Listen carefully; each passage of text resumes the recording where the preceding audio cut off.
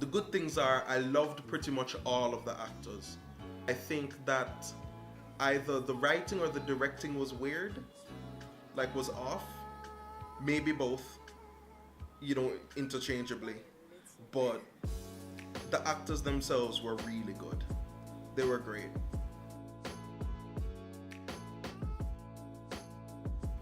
Like, I don't know, I'm thinking about no, they're great. I loved all of them. I loved Missy is my favorite just because I love her as a character. I love her attitude.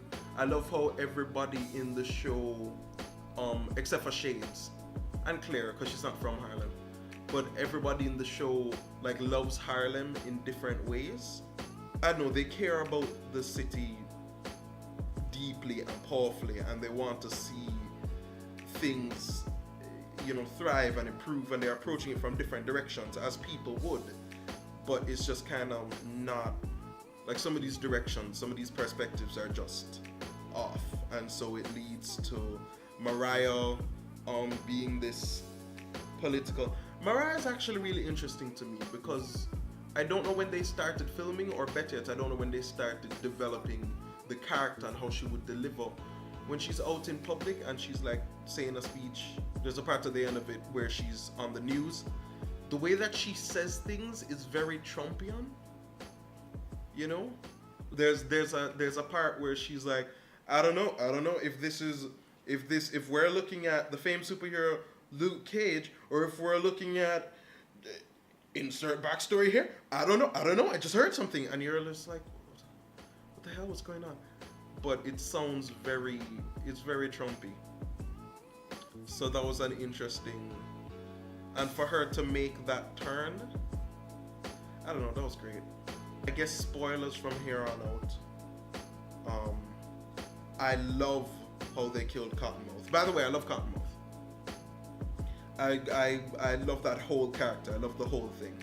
I love the actor. When he says things, I don't know, man, it's not as bad. He still says things. He's still telling you things. But it's not, I don't know, it's not, he didn't hurt me as much as some of the other characters. Misty didn't hurt me as much either. I don't know if it's just something about their voice that makes it sound more laid back, even if they're being serious. I'm not sure. There's just something about them musically that I like. But I love how he dies. I love it. The Marvel Netflix shows are good at sudden, horrific deaths that change the plot considerably. All of the shows that they've had so far have done that in every season. What? You're like, what are they? He's dead? What are they gonna do now? He's dead? What? Huh. She's in trouble now. But yeah, Netflix shows are very good at that. And I love the way he died. I don't know, Netflix is so interesting with violence because it's like violence is relentless. It's like they will show these brutal scenes of people getting just like pummeled to death or something like that. Like I'm thinking, and I don't think Jessica Jones had that much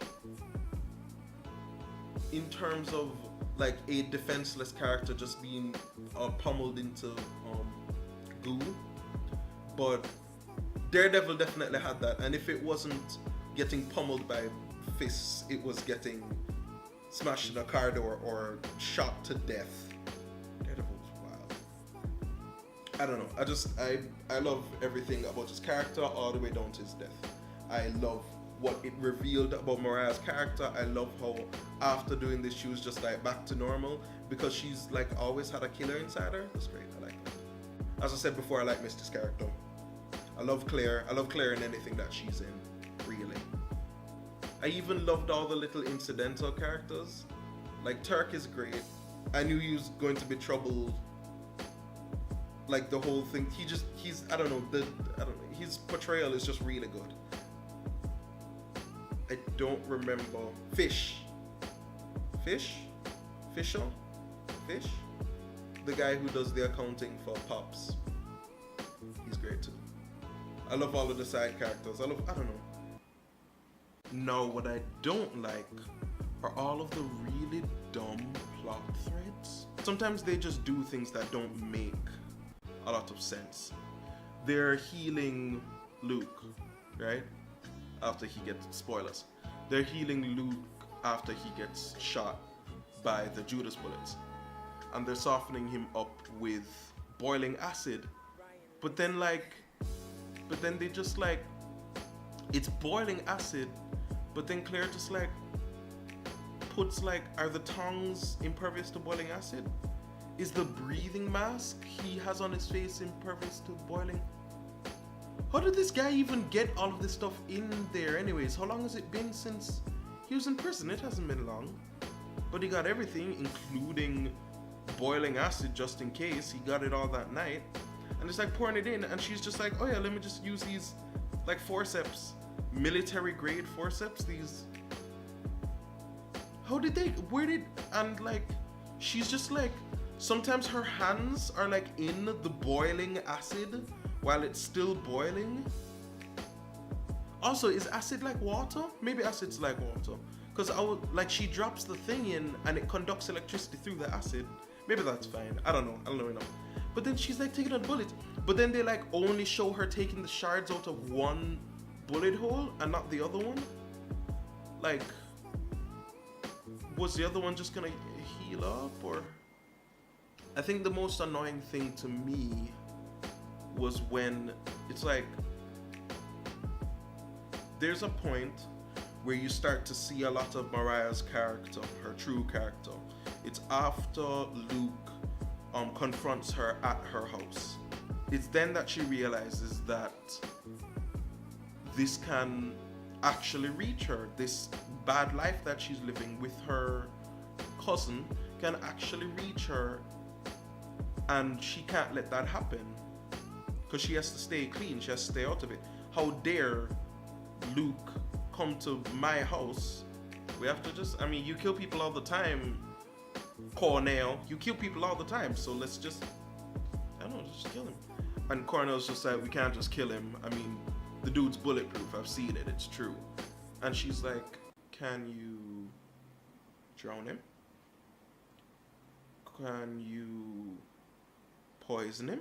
And like, she's like listing all of these other possibilities for how you can kill a person. And it's like, like, they brought up an interesting idea. He's bulletproof, but it's already been proven that like he got shot in the face with a shotgun, right? And the concussion was enough to cause him like problems internally. So he isn't impervious. His skin is just bulletproof. So like, can he get sick? Does he get sick? Does he get sick? Could they make a virus for him? Or could they poison him? I became so fascinated. I was like, I did not even think about that. And it goes nowhere. Like, the way that, because I mean, something bad has to happen to the character. And it's like, usually the idea is, oh, a bad thing happens to a character who is impervious by things happening to people around him. In Jessica Jones, the whole thing is she isn't impervious, but she's super strong, and so things can barely hurt her, you know? And Kilgrave can't control her, but he can't control the people around her. And so it's like,